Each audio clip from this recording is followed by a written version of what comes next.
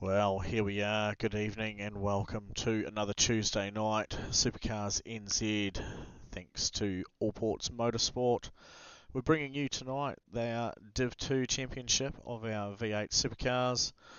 You're in the broadcasting lounge with us. This is Doug, joined with the regular Shane White and our newly found himself a cushion in the corner. Also tends to scratch at the door when he needs to go wheeze, Corey Kitchen. G'day boys, how are you? Hey guys, how's it going? Good to be here. Go. Now I've realised I made a bit of a faux pas, Shano. I haven't got the complete data for tonight's track set up, but we can give the folks at home an overview of what the track is that we're at tonight and what it looks like for them. Good luck, everyone. Good luck. Sorry, I was waiting for you to bring some information up on screen there, Doug, but okay. That's what we're looking for. So, Hockenheim. The outer circuit tonight, so a little deviation from the Grand Prix circuit, which would have a little extra section in there just after the hairpin. We're taking the layout that runs straight down to the stadium section, so should see some very high speeds down there and big challenges as they try to tip it into turn 7 at high speed. Wow, nice stuff. And we are about to go racing, so let's go and bring up some information here as the cars get ready to go. Yeah, and they're away pretty even off the front row. Looks like Quinn Wilson trying to jump up from second row and challenging Derek Lovegrove for P2. And he's been able to find his way around the outside, a little bit of contact with the apex, but getting off pretty lightly, and looks like everybody's able to pile through turn 1 as Derek Lovegrove making a move on Quinn, looking to get back into second. Meanwhile, Luke Bradley has jumped out to an early lead already, nearly out to 2 seconds at this early stage. Everybody's fighting in behind. And finally starting to settle down into single file for second, third and fourth, but still super tight as they race down to the hairpin. And Trent Bennett is going to have a look and making a move on his teammate Derek Lovegrove. He gets into the back of Quinn Wilson. Quinn runs wide, and Trent's able to pick them both up. There's another Misfits car getting involved and shooting off to the right. Somehow manages to gather it back up without piling it into anybody else. That's a good job. I don't know how he managed to survive that one. Steve Darren up 8 positions off the start. That's a good start from the old fella. Yeah, very impressive. Steve absolutely flying through the pack. And meanwhile, the battle's still going on for second position. Quinn Wilson getting involved, and there's a bit of contact with Trent, and Trent running off the track, so unfortunately losing out on that good start. And Derek Lovegrove able to move back into a podium position with Chris Zapasich just behind him, challenging for that position at the moment. But it's Luke Bradley jumping out to a massive first lap lead, nearly stretching it out to 2 seconds, taking advantage of the guys fighting him behind. Wow, so crazy. That was an insane start to the race, and it certainly hasn't lifted off at all as we come into our second lap, and Chris Zapasich throws it down the inside of Dan Turner and his sim abilities. Holden there.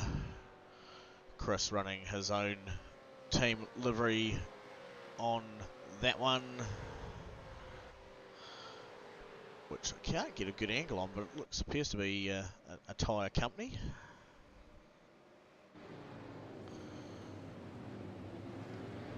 I'm going to call it Go-Go Tyres. Sounds good. Oh, there's some action in the background of the hairpin. Couple of cars around. Sim Ability car was the first one to go around, and then I think there was another separate accident in the background, and Mark Price getting caught up in that. Couple of apologies coming across the mic. Tim Volt showing big damage on the front of that Mustang there. Wow, what on earth just happened there? Because that was absolutely chaotic. There was so many cars involved in that. We'll have a look back and see where that may have started, and possibly here with Daniel Johnstone. Oh, Hello, Virtual Oh, Motorsport. yep, did. Thank you.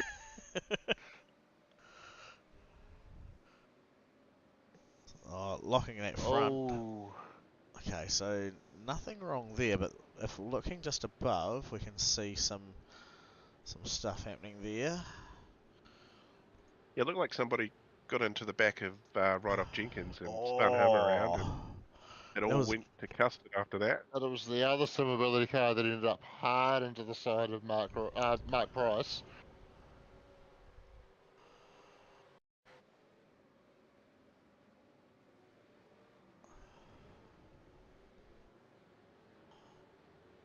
and then there's a big serving here. Oh, one of the Misfits cars coming into shot backwards. Was that Trent again? It certainly looked like it could have been, or it was Ross Watson possibly. Yeah, we got Ross Watson's made his way to the pits, so it could have been him. So he's Oh, so Ross Oh, getting it no. all crossed up. So Ross was the second Misfits car on the scene, not the one that arrived backwards. I think it may have been Trent that arrived backwards there. Oh no, Trent's still up in 7th, so I don't think it was him. Crikey. So yeah, bit of an unfortunate bit of happenings there. We'll bring up our data here for the timing tower.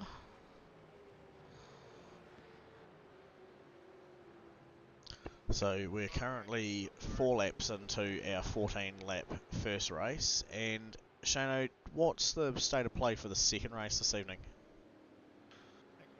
Second race tonight is going to be a 20 lapper. Okay, cool. So a bit more of a stretch on that. I see Ash has joined us in the live chat there, Corey. He's admiring that we still have the virtual motorsport transition on the replay.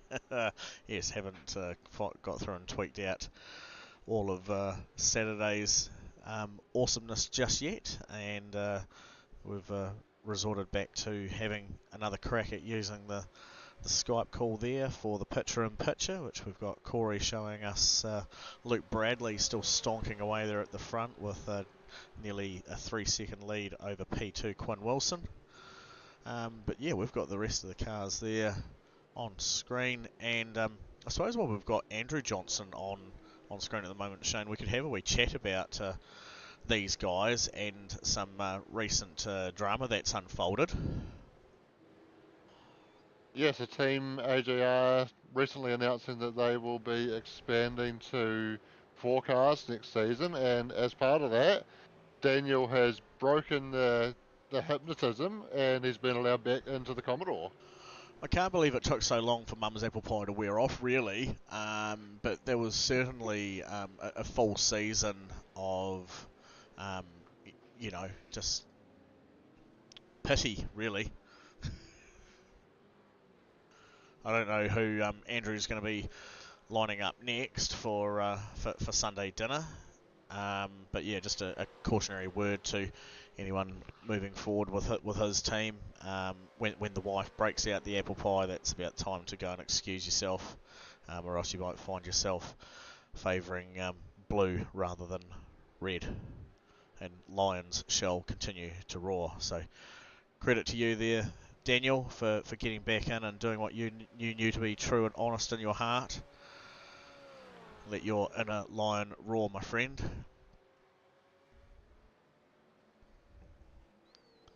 Very cool.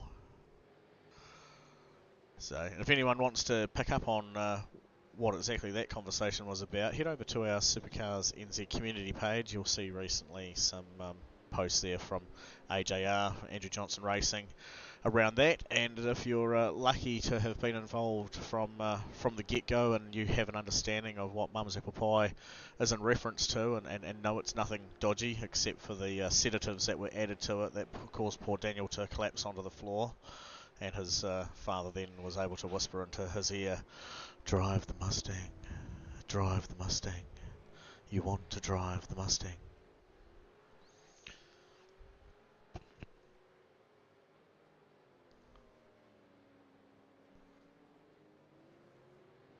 Nothing Of wrong with course, the Mustang. potentially Daniel could end up in a Camaro before long. Plenty of Yes. rumours swirling around the iRacing community at the moment as to when Gen 3 is going to be released. Nothing official at this stage, but there's a lot of talk that we could see it as early as next season, which is just coming up in a few weeks. So we'll keep our eyes out for anything official. I, for one, think considering we have had some updates on what we can expect, and Gen 3 was mentioned nowhere in that it's probably unlikely, but you never know. iRacing are pretty good at keeping stuff under wraps and saying soon on their stuff though. So Yes. yeah, Um, it'll be quite cool because especially with the way the iRacing allows you to run different different class cars through the series now. SuperCars NZ could certainly find themselves throwing together some races with the original V8s, these current generation V8s, and mixed in with the next gen V8s. Wouldn't that be quite a cool, interesting battle to see take place on screen? Yeah, when you say the original V8s though, You know, I don't know that 2014 is quite the original V8s, but sure. original to iRacing. Yes. Yes. Well, that would be the 2009 Falcon actually. Well, we can even throw that in there too for good luck. yeah, she's a bit of a beast to Good. drive that one. It's a bit of a super tank, that one. But so what we've had is we've had a few more cars come through the pit lane. We were just watching Quinn Wilson do his stop just then. Luke Bradley still leading there at the moment. Currently has Derek Lovegrove sitting in second spot behind him, but a bit of a margin back from Luke, just over 6 seconds there. Jared Stonesy, Stonesy, with his number one supporter Charmaine tuning in at home to watch how his race is going. Massive shout outs to Charmaine. It's good to see that you're giving this boy his shoulder rubs in between races so he can stay nice and calm and relaxed and focused on the podium. He's certainly working his way up towards that one at the moment. Certainly player of the match, as you mentioned before, Corey, was potentially this man here. Steve Darren from SDI Racing. I know it says he's up 11 spots at the moment, but yes, he had capitalised up to a whopping eight grid spots there within the first couple of laps. So it's certainly a big achievement. Looks like it hasn't been done without contact though. He's got a big rub down the left-hand side of that car, taking the SDI signage off it, but perfectly readable on the right-hand side of the car, so he's still getting his money's worth with his own sponsorship there. Yeah. James Isherwood here. He started ways down the grid. Looked like he probably started about 23rd. He's up 18 spots, and that's probably pretty near close to, looking good at holding some value coming forward, even when he comes through to do his pit stops and that. He has got Stonesy just pulled in behind him now, who has already had his pit stop, along with Trent Bennett back there as well. Both of those guys been through. So there's not actually too many left, about 5 or 6 cars left to take their pit stops, which is those ones there with the 0 beside their name. The leader just coming into pit lane now. Be interesting to see where he comes out and compared to where Quinn is. Yeah. A 26-second gap between them at the moment, so that's now dropping rapidly. Well, there we go. What I'm going to do is I'm going to have a look back at the race start, because there was some dramas early on as well, wasn't there?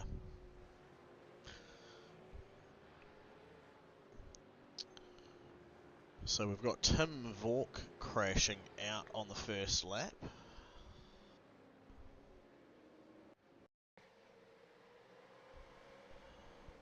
Tim there in the Penrite oil car, or Penzl oil car, should I say. There's that inside curb. Oh. Turn 1, you've got to stay away from that. That'll throw the car into anything on its left-hand side, and obviously losing a bit of traction there and spinning around to the wall ball by himself. Yep. And then we catch up here with Mark Price, who was our first crash victim of the eve. Oh, okay, yep. And just getting tangled up with Ross Watson there. Bit of a hard one to dissect on that one.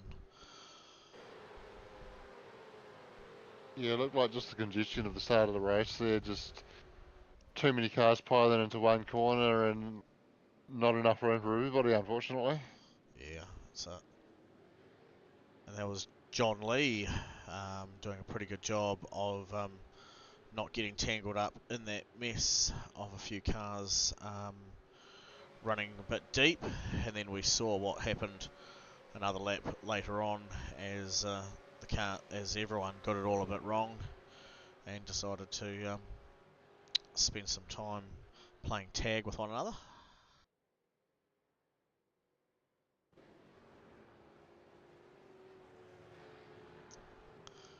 We've also got Connor Nixon tuned into the stream tonight, and he's in support of Jared here. Having a bit of a conversational exchange there with Ash, which is nice to see. It's always good to see our peoples in the live chat being friendly with one another and communicating and saying hello, and that was a big moment from Derek Lovegrove. Yeah, there was a hell of a battle going on in the background between he and Dan Turner, and Derek going heavily defensive and just got his braking all wrong and massive lock-up, so he's unfortunately lost that spot there. That was certainly huge.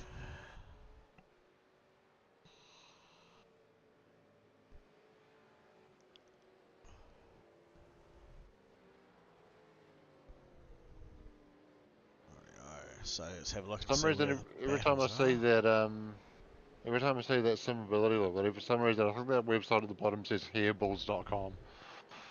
Are you referring to? Let's see if I can find one of the boys. This one, one of those ones there, the Simability cars. Correct. There's a website underneath the Simability logo. It's hairballs.com. Yep. But every time I see it, I think it says hairballs. Don't ask me why. We're not going to go into dissection mode of why your brain leads you to that one tonight there, Shane. That's probably... I mean, it could just be too many herbals. It could be all about the herbals. Maybe we'll get Sean's input on that one on Thursday night instead.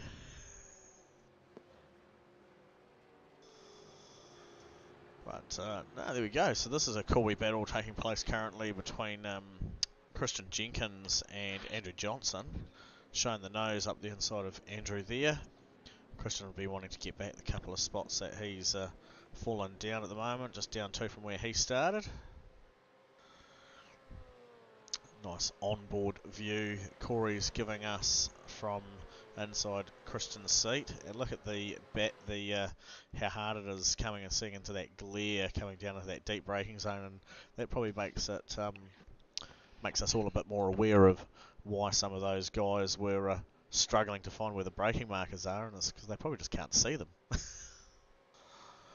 Yeah, absolutely. And something that onboard shot with Kristen there is not showing is the fact that while he's sitting in his sim, he's not using his feet for the brake and pedal, he's on hand controls.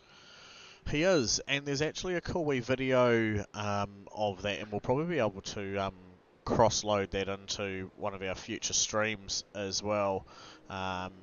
Certainly be a good one to play during the downtime in between the heats, just explaining a little bit of the Simabilities product and what he does to counteract not having the ability to use his legs for racing. I for one was certainly utterly blown away with how intricate that piece was mounted to the back of his steering wheel, and also very curious as to wanting to try it out. Obviously, being an abled person using my feet, I would have been very keen to have seen exactly how that felt using triggers for a throttle pedal and a brake pedal, and they sort of did look like turned sideways throttles and brakes, but just getting pulled rather than pushed. It was a very interesting setup. The way the video is very cool to watch, and it's up on the Virtual Motorsport page. But I'll be sure we'll share that over to the Supercars NZ community. There's also a wee clip with our chat that we had with him on with Christian on race day there on Saturday for our enduro, and it was a really cool insight into what he'd been through and how he's actually met another paraplegic, Daniel Turner. So they met online racing, which is pretty cool too. It just shows how these people are drawn together.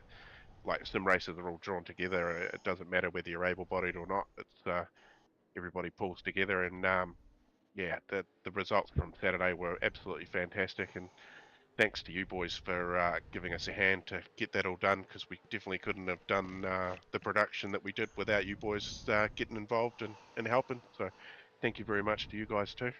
No, appreciate that, Corey. It was certainly an awesome event to be involved in from the other side of it. I knew something. Sorry, I knew something was going to come to head.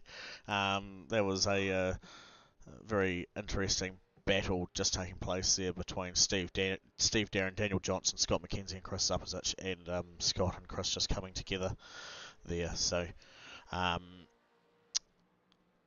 Yeah, and as the sorry, just quickly, the broadcasting lounge Chopper's doing a really good job of flying around, keeping up with these cars going around the track at the moment. So massive shout out to Steve Darren for lending us his helicopter for that one, while it's usually parked up on the yacht outside Phillip Island there. It's not doing too much. He brings it over every once in a while for these kind of events.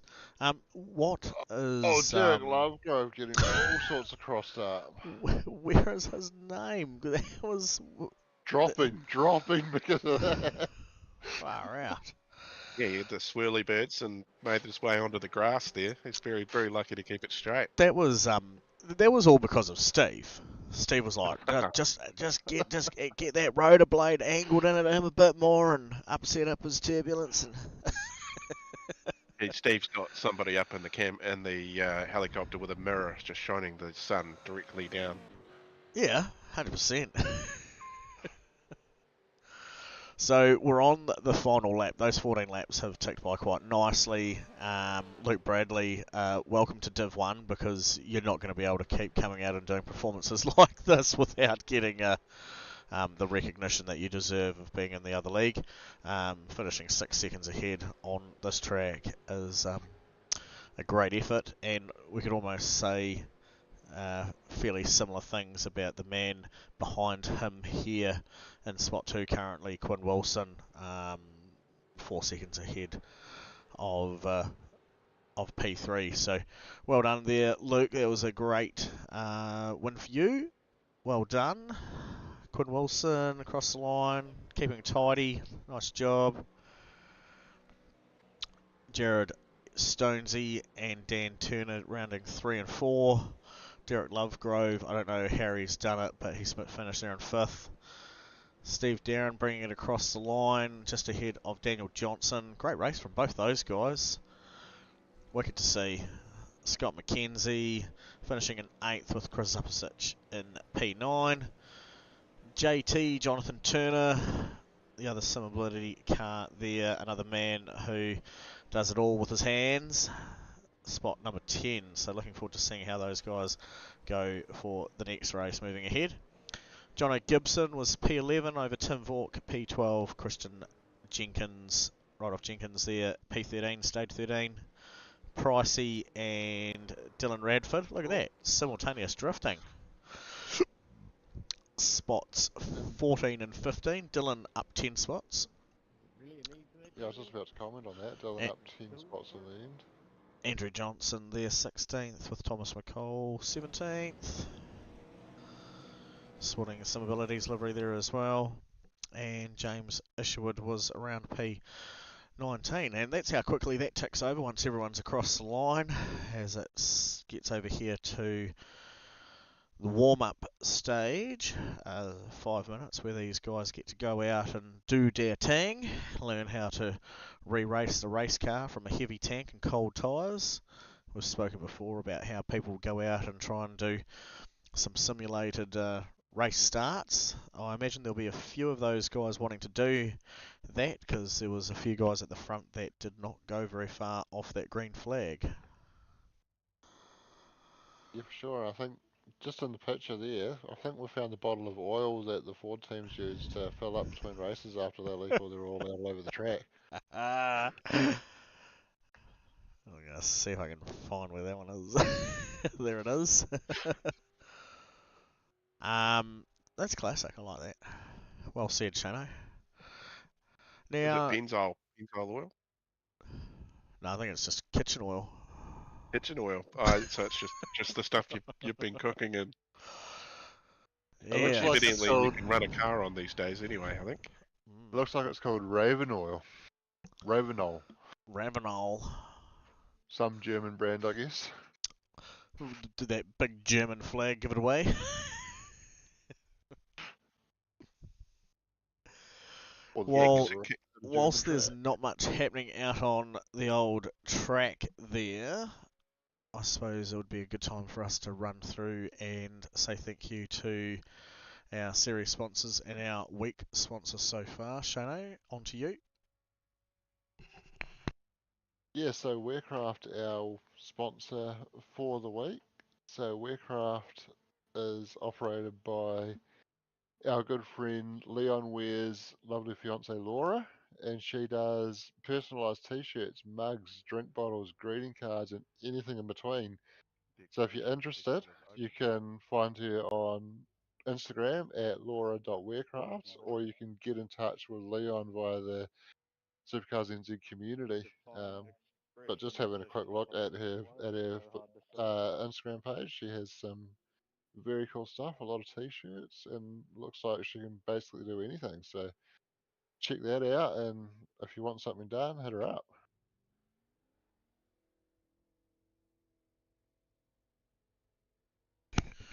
Thanks for that, mate. And yeah, just to this is them there. That's Wearcraft Circuit Creations there. So just exactly what Shano said before.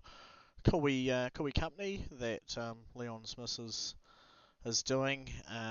Yeah, can create quite a lot of cool wee things for you guys. Get in touch with them. They might be able to put your awesome racing profile picture and number onto your favourite mug. Yeah, design a custom T-shirt for you. Yeah, really all cool bits and pieces. Shano said them all before.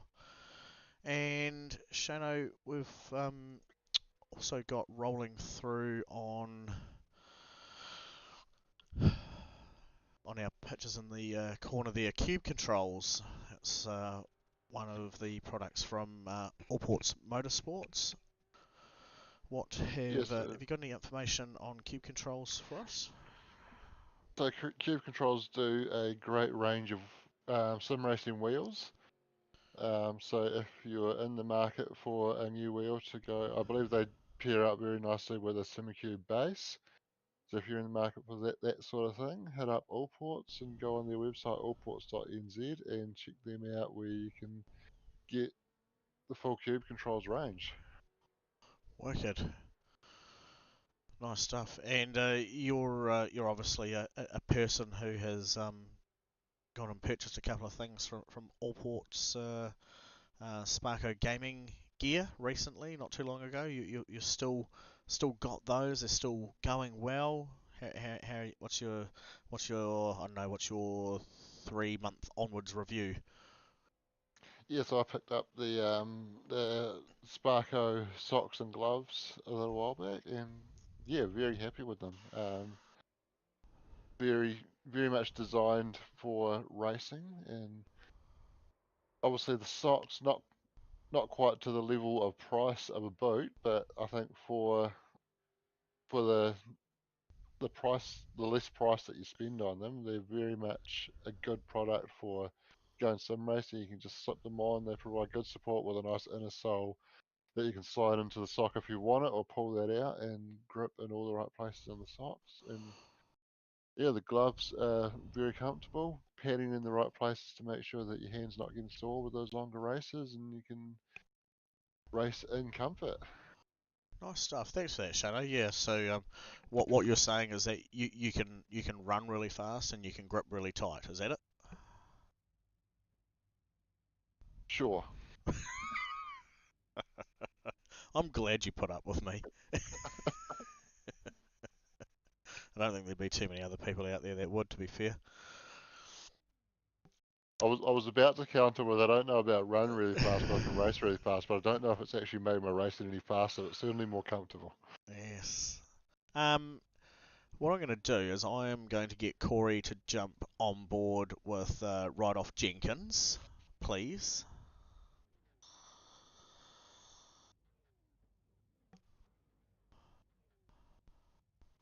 Sweet as. And we will bring up the race as it gets ready to go. And we can see what's happening at the front while we look at what is happening from Christian's onboard for this cold out lap. So Quinn got away to a good start, and he was looking to challenge Luke down into turn one, but Luke just able to carry the momentum. Couple of cars around at turn one in the background. Oh, and Quinn has made contact with Luke and gone around. Quinn looking to redress that, so they're both going to drop to the back of the pack here.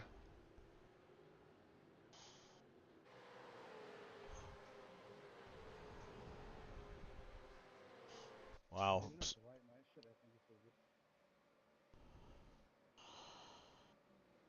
Oh, and Chris Uppersuch going deep at the hip and managed to get through without anything major. Tagged somebody on the way through, but nothing too big. He's almost gone straight out the gate for some pineapple on pizza from Domino's. What about that, eh? It was almost an Yeah. instant replay of the first race. I think he did the same thing there. Went straight through the middle of two cars. Far out. So what we've got Had- is leading Dan Turner, not too much ahead of Derek Lovegrove, and Jared Eccleston is on the hunt to make a very decisive move very soon, I'd say. And that And onboard Dan going, of... Sorry, you go. Dan going super wide between the last two turns there. I believe he would have picked up an off track for that.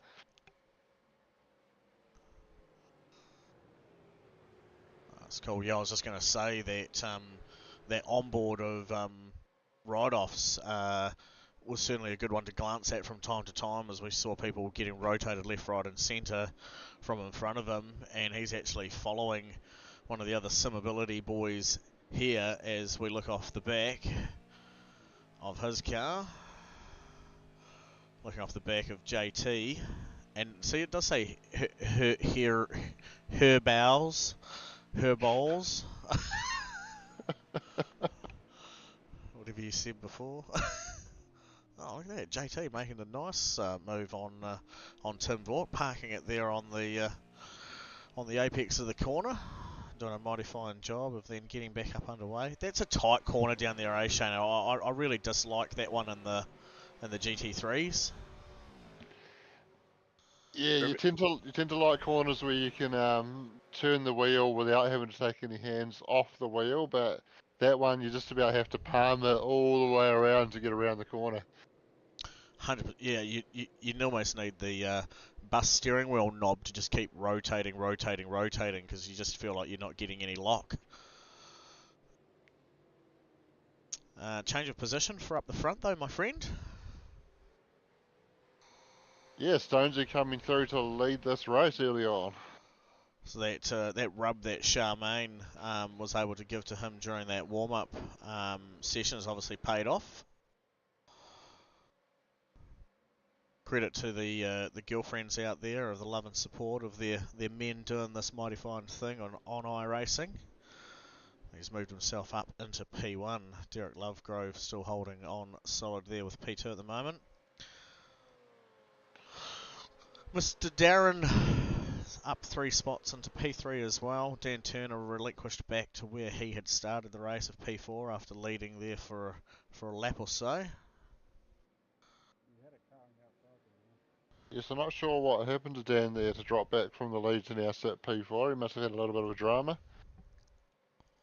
Oh, as I've James just seen Ishwood, I James think. Ishwood have a big moment in the monster car. This is what happened with Dan. Just carried too much speed, ran out wide into the sand, pulled it back onto the track. Steve's capitalised by just getting around to the outside of him under brakes, holding it nice and tight. And that gives him the outside to inside line and the switch over to hold on to that position. Yeah, it's an easy mistake to make down there at turn 7 over one curve. It's quite a high speed corner, but if you try and carry a bit too much through there, it's easy to get out of the groove and just find yourself out on the gravel there. It's happened to Dan.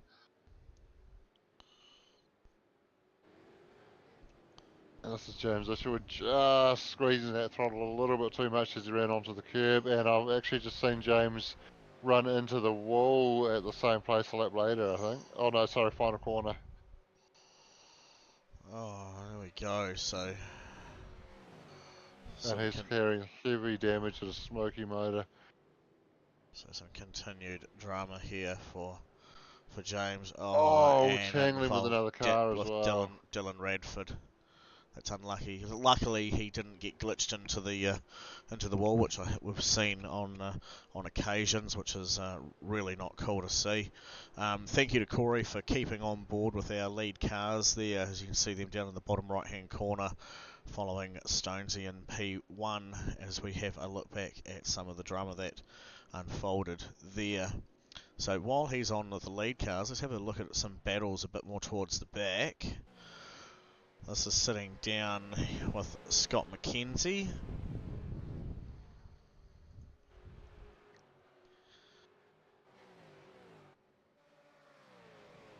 This is P14, and just in behind him, John Lee. That's where we saw Dan Turner run wide out there before.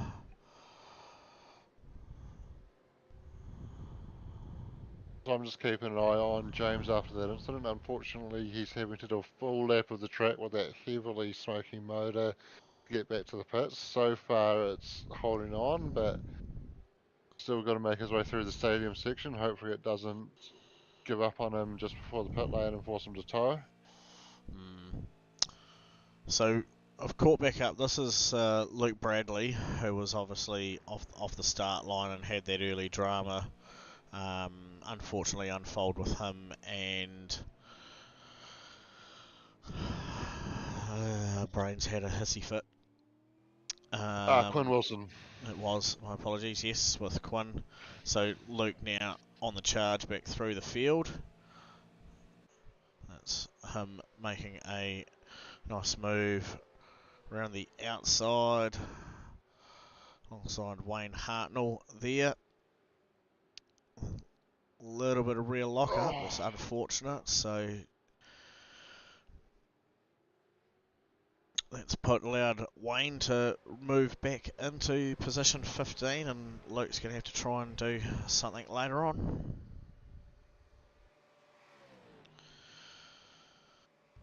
Yes, so turn 6 at the hairpin, biggest stop on the track, biggest braking zone on the track, as you're probably reaching top speed, pretty similar to the approach to turn 7, but obviously getting all the way back down to first gear to turn into that tight hairpin. So massive stop down there, so the best opportunity to try and send one down the inside, but if you're already braking on the limit, you got to try and find the extra performance from somewhere, and if you just try and push it a bit too far, you can end up locking up and unable to make it around the corner cleanly, as we saw for Luke on that occasion as he now comes into the pits.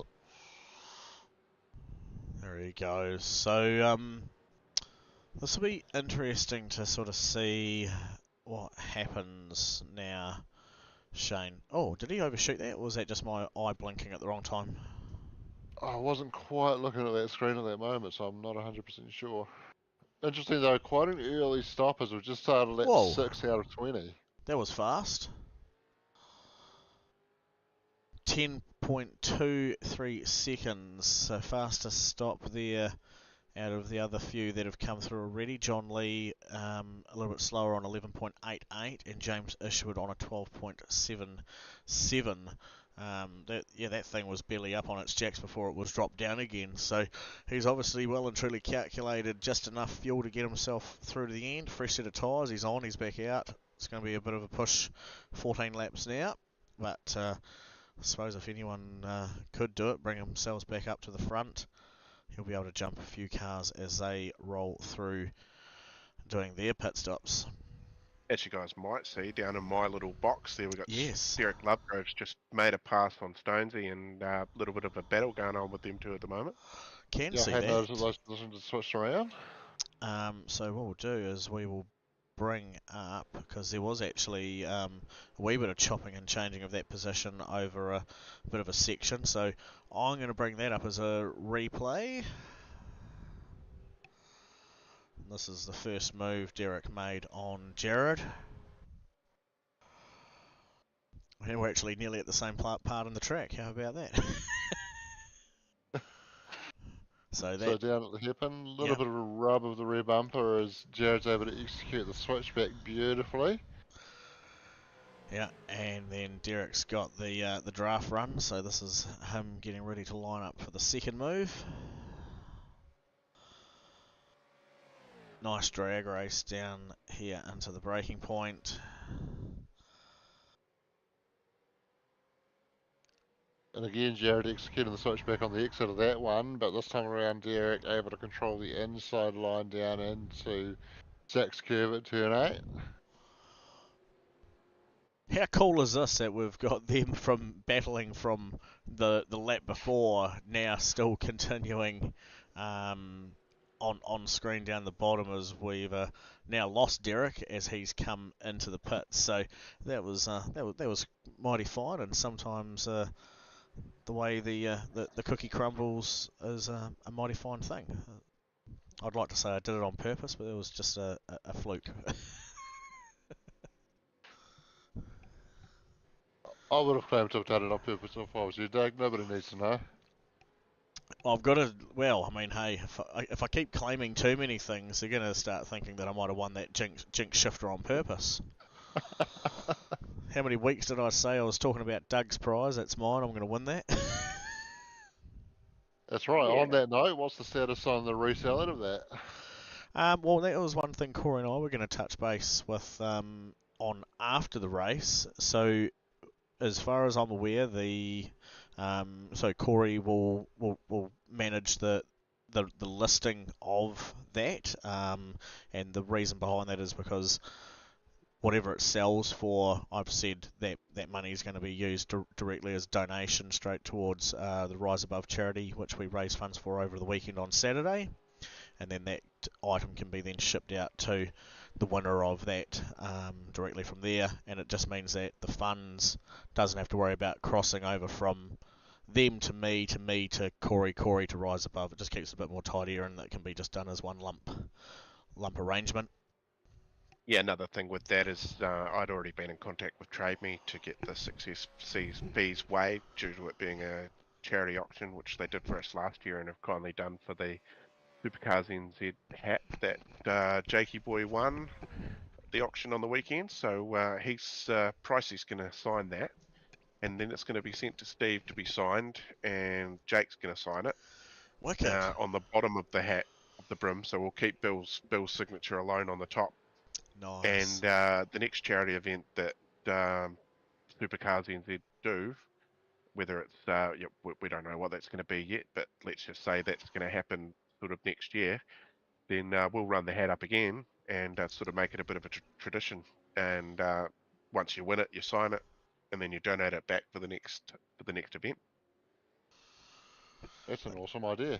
That's really cool. I like that as well. So yeah, so no, I much appreciate that, and like I said, it was certainly a heck of a surprise to me on Sunday when Corey rang me, and I was currently in the middle of a birthday party at Time Zone, and I heard him jamming on about something about the Jinx shifter and da-da-da and tickets and da-da-da, and here I was thinking that there might have been some issues with it, and I was just saying, oh, just do whatever you need to do, mate. You know, I'll support you with it. And he goes, no, you're not listening. And I'm thinking to myself, no, I'm not. I'm trying to walk out of Time Zone. You don't know how many kids are screaming around me at the moment. And he's like, and I said, so what did you say? And he goes, you won the shifter. And I was like, you're pulling my leg. He goes, I'm not. They've just announced it. But they said the wrong person's name. And I'm like, we'll give it to him. And he goes, it was your ticket. And I'm like, oh. Yeah, so what happened there was Ash actually read, we had it down on an Excel sheet, and he read the ticket line, which was, the ticket line he read was 31. But yeah, it was meant to be 32, so we got that right in the end, with Yes. the top line being the, if you're familiar with Excel, it's an easy mistake to make, but we mended that problem and have spoken to the other guy as well, and he was happy as he realised what had happened. So yeah, I graciously sticking with my early promise of relisting that and putting it back up for auction. A monstrous prize.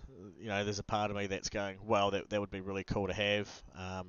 But as I've explained in a couple of posts, I don't really use a shifter currently at the moment, nor do I feel that I would convince myself, even if I had it, to start using one.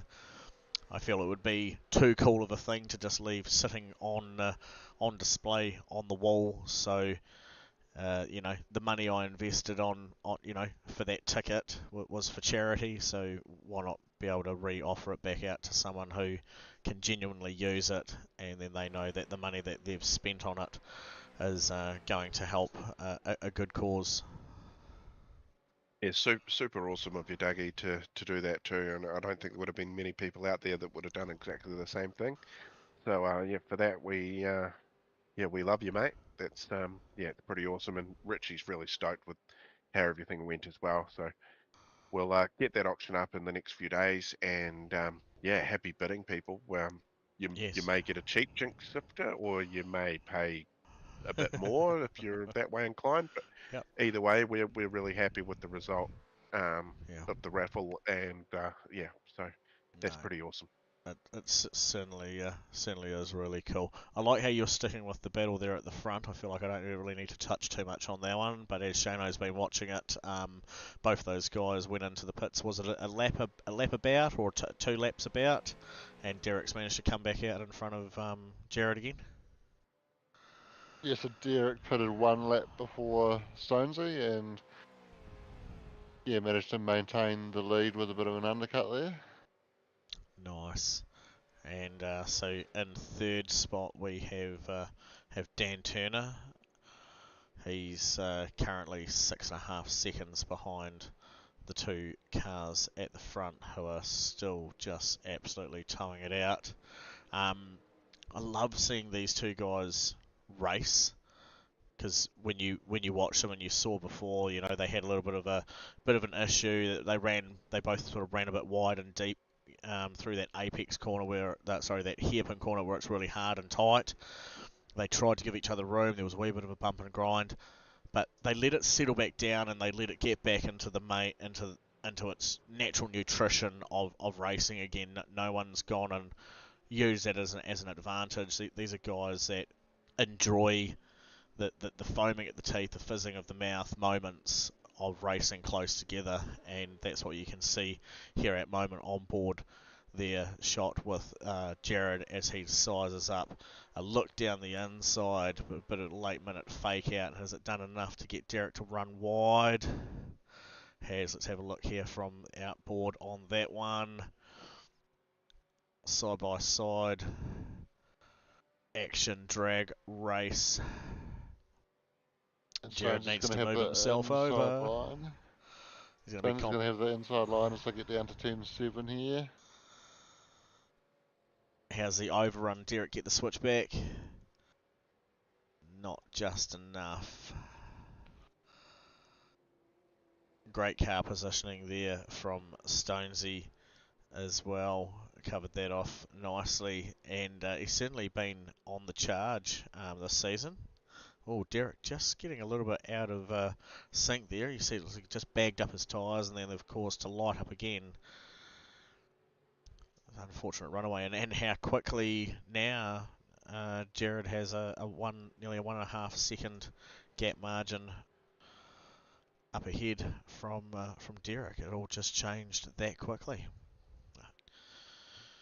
Looking a bit further down the order here, we have Steve Darren chasing Jonathan Turner. Yeah, and Jonathan Turner's just dropped back a couple of spots from where he was. I've just seen him run wide at turn 7. Seen a few people go into the gravel there, and Jonathan joining that list, and unfortunately losing a couple of spots as a result. This will be a bit of a look at that one there. Done similar to what Dan Turner did earlier on this evening. Some Just going abilities. too much speed there, getting out of the groove and out into the gravel. And Steve capitalising almost simultaneously again, like he had done on Dan earlier, but not this time round with Jonathan. So Steve would have been thinking he was having deja vu. So I've been here, I've done this. Why am I doing it again?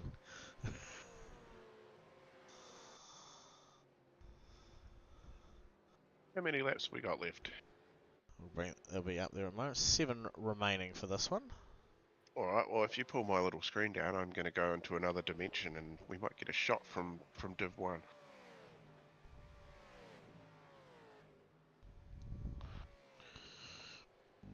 So I had been about to comment a little earlier about James McKenzie being up 18 spots. It would have been a little bit hasty for me to jump in on that because it looked like he hadn't taken his pit stop, and now that he has, he's dropped back a little bit, but still up 11 spots to sit in 12th position. Wow. And just behind his old man, Scott McKenzie. Yes, sorry, just behind, as in he is just behind him, as rather than his father Scott being behind him. So yeah, and if we have a quick look at the pit laps, we can see Scott McKenzie there in position number 11 on screen there, pitted on lap 7.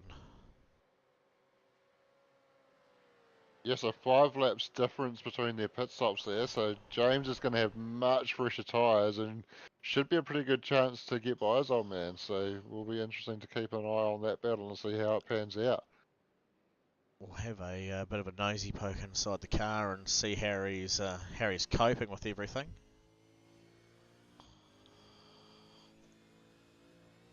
Picture on the right looks much calmer than the picture on the left. Indeed.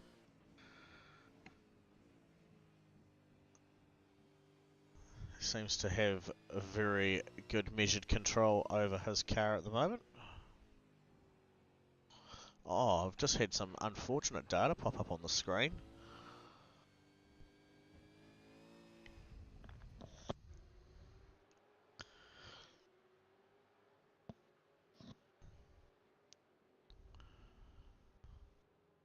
Oh, is he blowing a motor? Not too sure. No? It was There's a just bit of a puff of smoke there, but maybe it just a was- lock up? Yeah, it was just a bit of an odd one. I thought there was more to it, but looks like Andrew's just cruising along. Actually, I thought there was more to it. Sorry, but we'll go back and touch base and see how James is getting on. Has he been able to close that margin up towards his dad a bit? A little bit. Getting there slowly. Tight battle at the moment. We have Luke Bradley here, who's still on the recovery drive. Still just not feeling this night very much, I don't think, and Takes a wild lunge at Chris Zapasich there, who actually opened up the wheel to probably avoid getting a bit of lateral contact, and has been able to sneak on back by.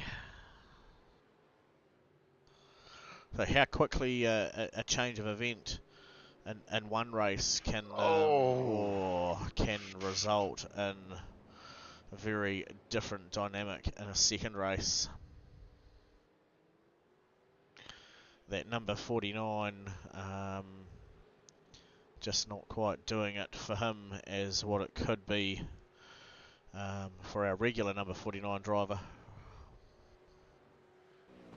Yeah, Luke's certainly experiencing the highs and lows, and high of winning race one, dropping to the lows of getting pushed around a little bit in this race, dropped down early in the race with that contact with Quinn Wilson, and now getting tangled up in a couple of moments there with Chris Upazich. Indeed. Now it looks like Corey's nearly ready and got some bits and pieces sorted for us. He might be just having a wee refresh of the iRacing trading paints at the moment, but we've still got. Unfortunately, a development in the father-son Mackenzie battle. Scott has had a moment. That was his Misfits car that we saw in the grass in the background, and he's dropped back to 18th. So James will be happy. He's grabbed the spot, but probably not quite how he would have wanted to grab it, seeing his old man go off there. That's that's certainly an annoying pickle of a thing to take place there. Jono Gibson having a battle. Oh, well, that's James having his own moment and rejoining behind these guys. Yep, behind Mark Price as he battles with Jono Gibson there.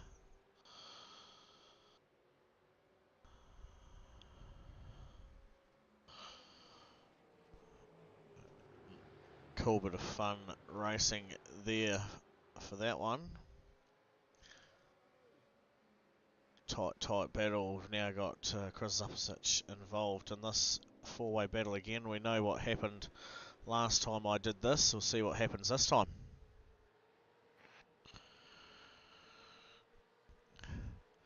No, Shane, you can't make me not do it.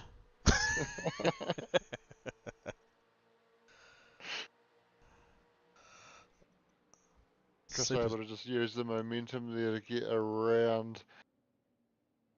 Yep. Around James. Around James, that's the one. Thank you. And a move going on. Yeah, with Pricey just ahead with Jono Gibson taking the late opportunity to dive under brakes. Jono doing well to keep calm and carry on. He did. And was able to turn back down smoothly, and Mark relinquished it back into pretty much the same position where he was before that started. Be good now, Doug. Cool. So while we've got this taking place, we'll bring this one up down the bottom, and this is across with our Div 1 races. We're looking at the awesome Hydro Graphics Commodore of Rehan Liage there. Yeah, and I'm guessing he's in last spot. That's why there's no one else around him. Yeah, he's so just got the white flag here in this race. So Rehan leading second place. We got Bruce Tannick and Aaron Goodrick running in third there. Toby Stent right behind him in fourth. So there'll be a good last lap battle there to watch. Look at that. Toby's on him. Blake Greenhay in fifth, Sean McNamara in sixth, Roger Forward is behind Sean, so Sean will be happy with that points-wise. Dan Nolan running in eighth, and Simon Heddershide ninth, and Tony Lynch rounding out the top 10. Well, awesome, thanks for that, and how cool that we can have that battle of their last lap of our Div 1 guys taking place on screen at the moment, a battle there for the final spot on the podium. And interesting to note, the speed that those Div 1 guys have been able to get through their laps on the final lap now, well, we've still got a couple of laps to go here in Div 2. Yeah, so Corey will be able to let us know what our P1 man has been lapping the circuit at. What's His best was a 29.39. His last lap was a 29.8. So, yeah, running pretty hot. He's got a 17-second lead back to Bruce. Wow. Huh. And what was Brucey's best lap time? 130.3. It seems to be the whole field almost their best of the sort of mid 130. Wow, there we go. 30.3 and fastest looking time for our Div 2 guys is looking to be about a 30.6 with this man here in P2. And then just a little bit slower behind that is 30.7 with Jared Eccleston as he comes up into the final couple of corners here before bringing it round for second race win. Well done, Jared. Mighty fine drive. Well done. You deserve that. Dan Turner, congratulations on moving up there into spot number 2. You've certainly got the mustard to get out there and do it and battle it with the big boys. Quinn Wilson rounding out spot number 3 with Derek Lovegrove just behind him. A great battle by those guys. Steve Darren managing to hold off Jonathan Turner for spot 5 over 6. Daniel Johnson, welcome back to driving a real car, spot number 7, lucky number 7. You should throw that on your car and keep it there. Tim Vaughan was rounded out spot number 8 with Rydolph Jenkins in 9 and teammate Thomas McCall rounding up our top 10. You seem to be talking like the race is already over, Doug. Hey, is it not? It's It is not. down in the corner, but you're on white flag there, buddy. The final lap. Oh, okay. It's confusing having a burnout going down. Rehan putting on a bit of a show sort of gets everybody a little confused. Well, that's certainly ruffled my feathers. I honestly thought we were only about half a lap behind our Div 1 guys, not a whole lap and a half. No, well, we're nearly 2 laps behind as Stonesy now comes across the line to take the win. Oh, and I missed it. Ugh. Yeah, Stonesy over Turner, Quinn Wilson, Derek Lovegrove, Steve Darren. You've already heard it. Only change of position. Daniel Johnson moves up one spot before the end. Yay, woohoo. Jonathan Turner, he's now 7th. Tim Vaughan 8. Kristen and Thomas 9 and 10. See, what? It didn't matter. Shut up, Shane. Jono Gibson, spot number 11. When he gets there, it's like, how much more racing has he got to go? Ugh. I was ready to wrap up. At least not a whole other lap. It says lap 21 of 20. Look, they've done an extra lap. They've done the 20 laps, and now they're on their cooldown lap, which is 21. Nice. Jono over James. Oh. Rob is there.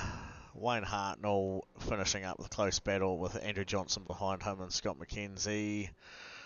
Bringing it round the last corner. Didn't fall off too far away from there. Pricey getting rid of his boot at some point. It's probably so he can load the Esky into the back and escape faster. John Lee, 18th over Chris Zapasich there in 19. A few other guys already finished up behind the lead car. Oh, monstrous. Wow, that was a big one there, Chris. Glenn Connaughton, 20, and Luke Bradley really unable to come back from where he started in P1 with that opening race. Opening race drama, so there we go. That's it's all done and dusted, and by dusted it is. It's there. It's getting dusted. There's JT smoking up the sim abilities. Holden. There's only Holdens left on track. You know why? Because their motors last longer. That's why. Over to you, Shane. Sign us off. Let's get out of here. I finished a lap and a half ago. I've got nothing left. Yep, all the Fords are blowing up. I think we can forgive your mistakes, Doug. You did have a big weekend. Yeah, cheers, mate. Big thanks to All Ports Motorsports for sponsoring our V8 Championship, and check out their range of Cube Controls gear at allports.nz. Big thanks to Wearcraft for sponsoring this week's racing. You can check out what they've got to offer over at laura.wearcraft on Instagram. Thanks to everybody for tuning in at home. Thanks, Doug, for having me in the broadcasting lounge. Thanks, Corey, for coming along and providing the extra pictures for the picture-in-picture and a little couple of shots from Div 1 as well. We will catch you on Thursday night with some GT3 action, and then back here Tuesday for the V8s again. Cheers, Shano. Thanks, boys. And yeah, Corey, thank you for your efforts tonight there, mate, and certainly giving us something to work towards and try and perfect a wee bit more. And with the picture-in-picture, I hope the people's at home enjoyed the bit of a difference. If you've got any comments or opinions about it, feel free to send those all through to Sean Doesn't Care at supercars.nz. No, we do care. Let us know what you thought of it. Like we said, we're experimenting with some new bits and pieces. And if you liked it, give us a thumbs up on the YouTube channel. If you haven't already, recommend us to your friends, get them to subscribe. And we will catch you all later on. Thank you very much. Bye. Good night.